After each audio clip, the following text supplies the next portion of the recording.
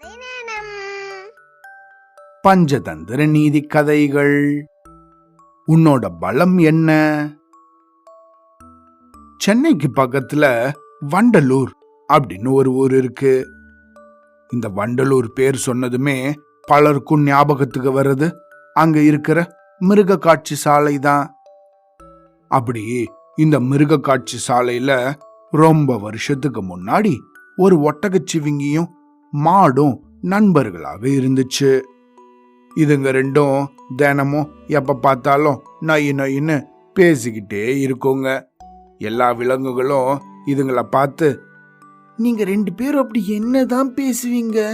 எப்ப பார்த்தாலும் ஏதாவது பேசிக்கிட்டே இருக்கீங்களே, எங்களையும் உங்க கூட சேர்த்துக்க கூடாதா அப்படின்னு கேட்கும். அதுக்கு இந்த பசுமாடு அதுங்க கிட்ட எல்லாம் சொல்லும், அப்படி சொல்லு, உங்களுக்கும் எங்க கூட பேசணும்னு இருந்துச்சுன்னா வந்து பேசு. யாரு வேணான்னு சொன்னா நாங்க என்ன பேசுறோம்னு உனக்கு தெரிஞ்சுக்கணுமா? அப்படின்னா நீயும் எங்க கூட வந்து நட, நீ ஏன் சோம்பேறித்தனமா இருக்க அப்படின்னு சொல்லி தன் நண்பனான இந்த ஒட்டகச்சிவிங்க கூட பேசிக்கிட்டே நடந்து போக ஆரம்பிச்சிடும். இப்படியே இருந்த ஒரு சமயம் இந்த மிருக காட்சி சாலையில புதுசா ஏதோ விஷயங்களை எல்லாம் மாத்தணும் அப்படிங்கிறதுக்காக கொஞ்சம் பள்ளம் தோண்டி வச்சிருந்தாங்க. ஒரு நாள் மத்தியான வேளையில இந்த ஒட்டகச்சிவிங்கி பொறுமையா நடந்து போய்கிட்டு இருந்துச்சு. எங்கடா நம்ம நண்பன் பசுமாட்டை இன்னும் காணோம்? இவ்வளோ உயரத்துல இருந்து தேடி பார்த்தோம், நம்ம கண்ணுக்கு பட மாட்டேங்கிறானே. சரி, வருவானா இருக்கும், நம்ம மட்டும் நடந்து போவோம் அப்படின்னு சொல்லிக்கிட்டே பொறுமையா நடந்து போய்கிட்டு இருந்துச்சு.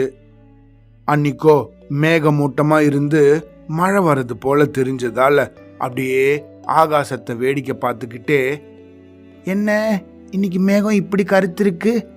ஆஹா, மேகம் கருக்குது, சக்கு சுக்கு சக்குஜும், மின்னல் அடிக்குது, சக்கு சுக்கு சக்குஜும் அப்படின்னு பாடிக்கிட்டு பொறுமையா நடக்கும்போது பொத்துன்னு ஒரு பள்ளத்துல இந்த ஒட்டகச்சிவிங்கி விழுந்துடுச்சு.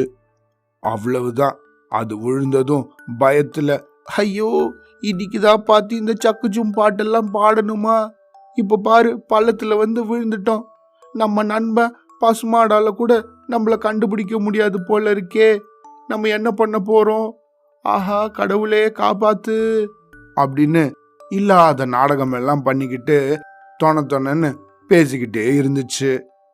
ஆனா அன்னைக்குன்னு பார்த்து அசந்து தூங்கி போன இந்த பசுமாடோ பொறுமையா அப்பதான் முழிச்சிச்சு. அப்படின்னு தூங்கி எழுந்ததும் பொறுமையா தன்னோட வாய் அசை போட்டுக்கிட்டே, சரி இன்னைக்கு இவன் எங்க போயிருக்கான்னு பாப்போம், நம்ம வேற இவனை பார்க்க போகல, தனியா எங்கேயாவது சுத்திட்டு இருக்கானா அப்படின்னு இந்த ஒட்டகச்சிவிங்க தேடிக்கிட்டு இந்த பசுமாடும் நடக்க ஆரம்பிச்சிச்சு. ஆனா இந்த ஒட்டகச்சிவிங்கியோ, அவ்வளவுதான், நம்ம இந்த பள்ளத்துல விழுந்துட்டோம், நம்மளை யாரும் காப்பாற்ற போறதில்ல, எப்பதான் நம்ம வெளியே வரப்போறோமோ, நம்ம நண்பனான பசுமாடு கூட நம்மளை வந்து காப்பாற்ற மாட்டான் போல இருக்கே அப்படின்னு தனக்கு தானே புலம்பிக்கிட்டு ரொம்ப சோர்ந்து போய் அழவே ஆரம்பிக்கும் போல இருந்துச்சு. அந்த நேரம் பார்த்து இந்த பள்ளத்து முன்னாடி வந்து அப்படின்னு ஒரு சத்தத்தை போட்டு இந்த பசுமாடோ, டேய் இங்க பள்ளத்துக்குள்ள என்னடா பண்ணிக்கிட்டு இருக்க, வெளியே வா அப்படின்னு கூப்பிட்டுச்சு. அதுக்கு இந்த ஒட்டகச்சிவிங்கியோ ரொம்ப நேரம் பள்ளத்துக்குள்ளேயே இருந்து சோர்ந்து போனதுனால, நண்பா நான் உள்ள மாட்டிக்கிட்டேன்டா, நான் பாட்டு பாடிக்கிட்டே வந்தேன், ஆனா இந்த பள்ளத்தை கவனிக்காம பொத்துன்னு விழுந்துட்டேன், என்னை எப்படிடா காப்பாத்த போற அப்படின்னு பாவமா கேட்டுச்சு. அதுக்கு இந்த பசுமாடோ சிரின்னு சிரிச்சுட்டு, டேய் நீ தான் இவ்வளவு பெருசா வளர்ந்துருக்கியடா, உன்னை யார காப்பாத்தணும், இது சின்ன பள்ளம்டா உனக்கெல்லாம், எழுந்துச்சு வெளியே வாடா அப்படின்னு அதுக்கு பெருசா ஊக்கமளிக்கிற மாதிரி பேசிச்சு. உன்னோட பலம் உனக்கே என்னன்னு தெரியாம நீ சுத்திக்கிட்டு இருக்க, இந்த குழி சின்ன குழி தான், நீ மேல வா இப்போ அப்படின்னு அதை பார்த்து பயங்கரமா ஒரு பேச்சு பேசிச்சு.